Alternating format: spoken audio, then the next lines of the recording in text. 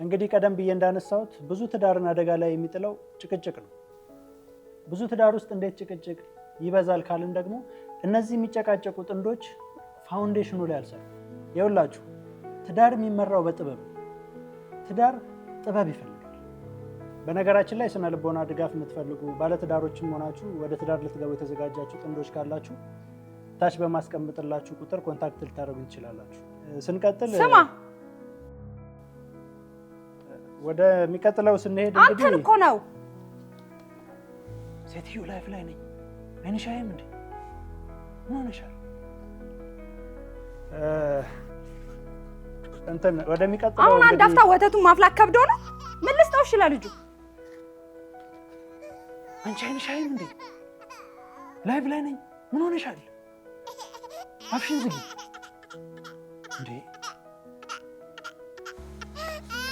እንግዲህ እዚህ ጋር እንዳነሳነው ወደ አነሳነው እንትን ስንሄድ ምን አገባኝ? ለምን ጨረቃ ላይ አትሆንም? ቆይ እኔ ባንተ የተነሳ ልበል?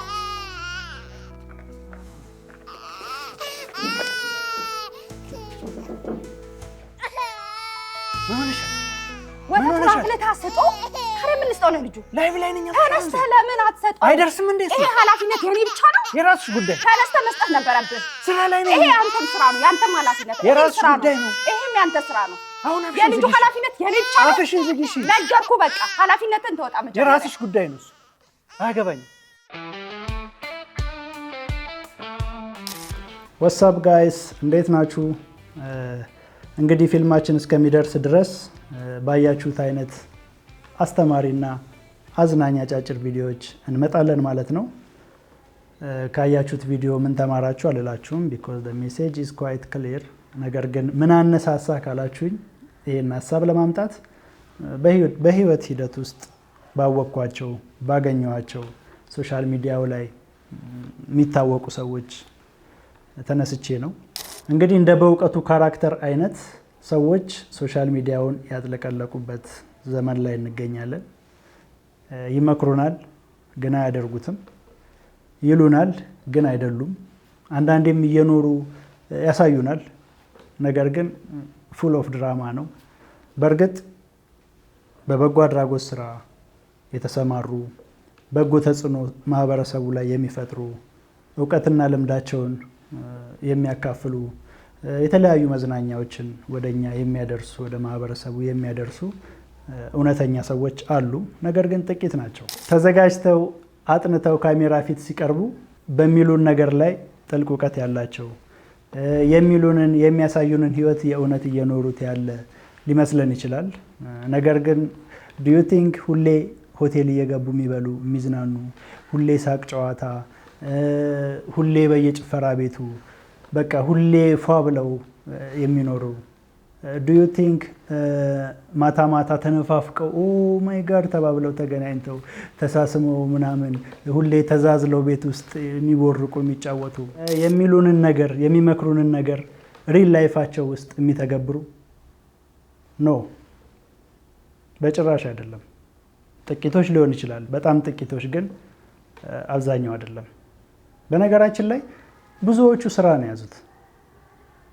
ሶሻል ሚዲያ ላይ ዋናው ዓላማ ትኩረት መሳብ ነው። የዚህ ዘመን ቢዝነስ ትኩረት ነው።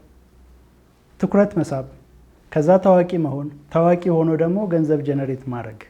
that's the point። እና ካሜራው ሲጠፋ ሪል ላይፍ ይቀጥላል ማለት ነው። እና እነዚህም ሰዎች ብዙ በርደን አለባቸው። ላይፍ ገጸ ብዙ ናት እና እንደኛው ብዙ ስትራግል የሚያሳልፉ ናቸው። ሶሻል ሚዲያ ላይ ሲመጡ ግን በተቻለ መጠን የሚያሳዩን እንደዚህ ናቸው እንዲባሉ የሚፈልጉት ማንነትን ይዘው ነው የሚመጡት እና መሸወድ የለብንም። በመሆንና በመምሰል መሀል ብዙ የብርሃን ዓመት ርቀት አለ።